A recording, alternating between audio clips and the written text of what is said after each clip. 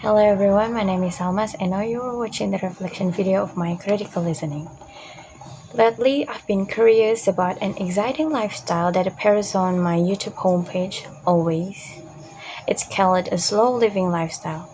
Then I watched many videos about that, but I just watched that and never clarify is it true or not. So I think I need to do critical listening. So yeah, today we're going to talk about slow living. Have you ever heard about slow living before? If it's not already, please at least watch this video. Well, after I watched many videos about slow living lifestyle and decided to do critical listening about this topic, here is my reflection. So we'll be going to start with the definition of what actually slow living is, myth or misconceptions of slow living, and the last point is slow living for busy people. Is it applicable for busy people or not? So don't wait too long. Let's get into it. So the first point, we'll start with the definitions of slow living. So what's actually slow living is? When we hear the word slow, in our mind something negative will definitely appear like lazy, clumsy, or any other bad words. Likewise, I once asked my friends what they think of when they are heard the word slow living. Even their answer is like it's like we live like slow, moving slow and doing everything in slow motion. Of course, I say no, it's not like that.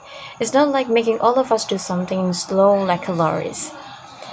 In the videos that I've watched, Peter Cook in his video, quoting from Carol Honors' book, said that slow movement is not about doing everything at a snail's pace. This movement is made up of people who want to live better in a fast-paced world.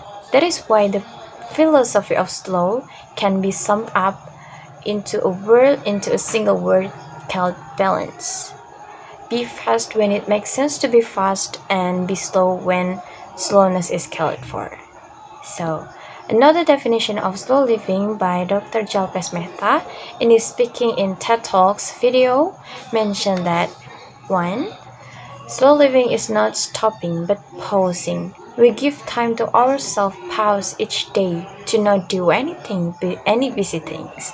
We can look inside ourselves and absorb the atmosphere around us, see things around us, and just enjoy ourselves.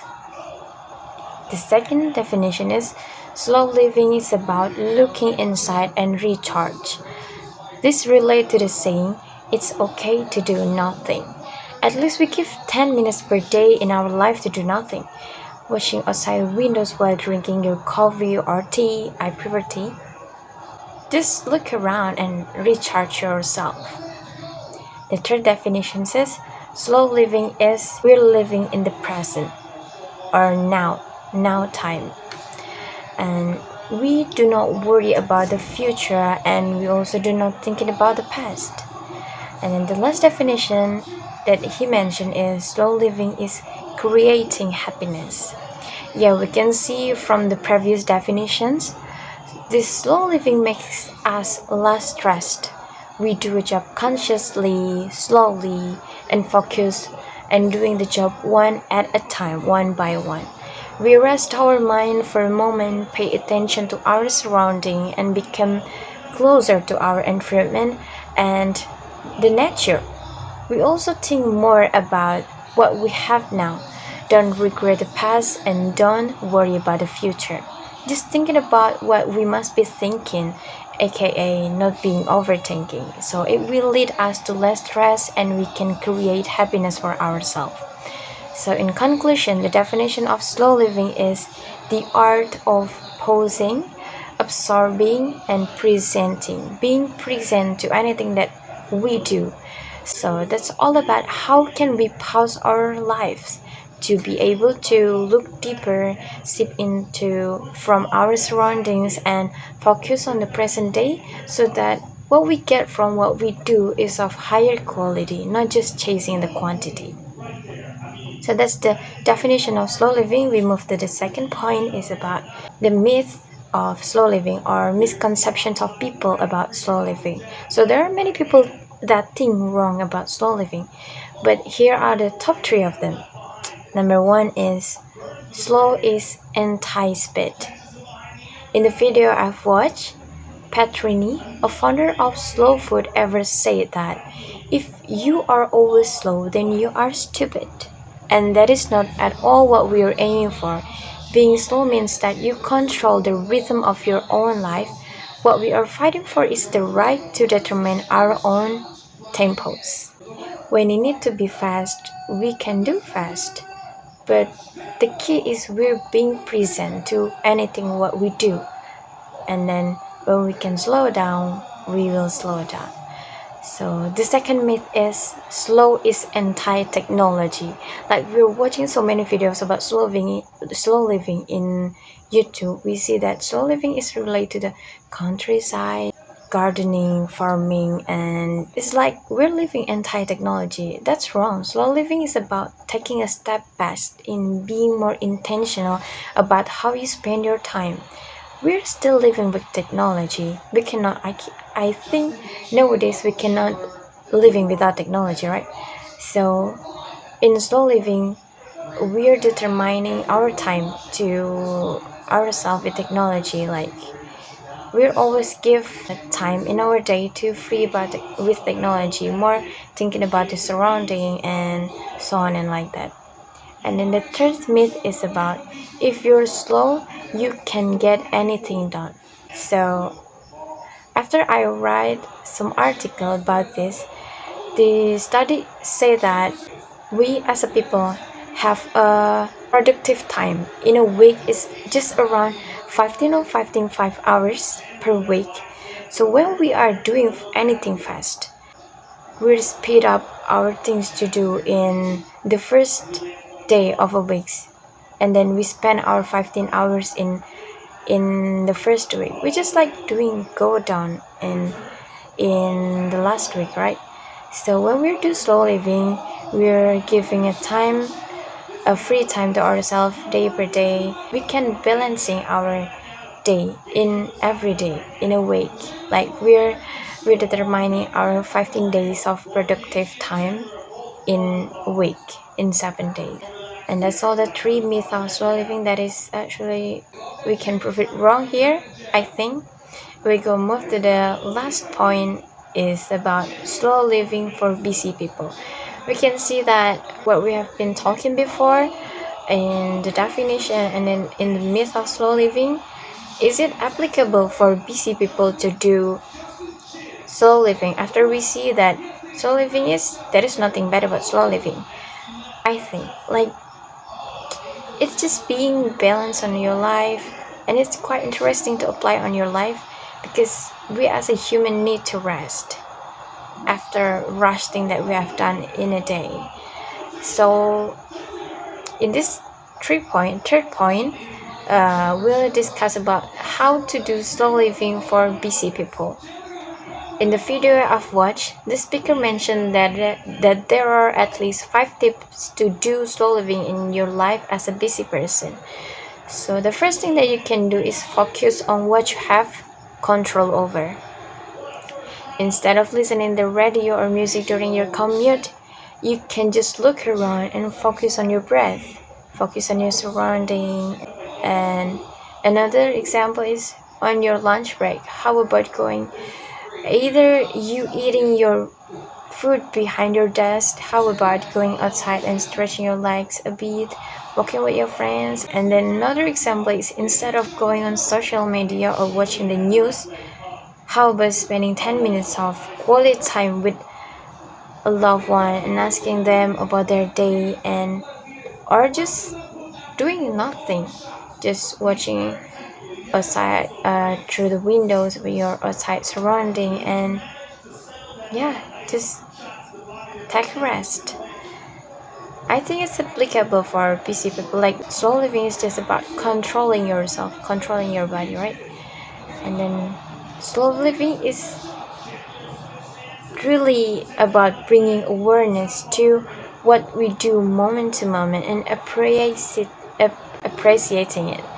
It starts with this little movement in our day when we can choose to slow down and get more balance into our life. So I think it's applicable with this first step. And then the second time we turn to the second step is turn off your devices. Many of us are looking at screen all day for work, for studying, for anything that's related to our life with technology. But in our free time, we're just like still watching. We move to the laptop after we work, and when we get free time, we move to the screen of our phone, like scrolling Instagram, scrolling TikTok. I think turn off your devices for at least 1 hour before going to sleep. You can have a conversation with your partner or just doing nothing, or even you can read a book or yes, something like that, and just playing something without technology, and then I think you can get peacefully sleeping. And then the third step is unitask, or doing a single thing at a time. The third step you can do is unitask, or doing a single thing at a time. So, for example, you have 3 things to done to this time. So just doing like one by one, not being multitasking. Because in some studies, many studies that I have read before, the word multitasking is not really appear in some people. We cannot do multitasking actually. It's just switching our tasks, and it proved it it's proved to not effective for our things that we're going to do. So just doing one by one, and yeah, just get focused into what you need to done, and just do another thing again, and then get done. And then the first step that you can do is read a bedtime story or fiction novel and be present for it, like you making your another word, and just rest for your busy work, for a rush time before. So I think it can do to before you get asleep, like you go away from your devices and move to read a bedtime story or novels, and just read that and feel it and be present of what you read. And the fifth step is set a timer to check in with yourself. Like when you are doing uh, working with your task or studying, just don't just always like studying, focus on your study without checking of yourself. Am I tired? Am I already tired? Am I already hungry? Or am I thirsty? Just checking of yourself, and maybe get a rest for a while, and yeah, just set a timer to check in with yourself.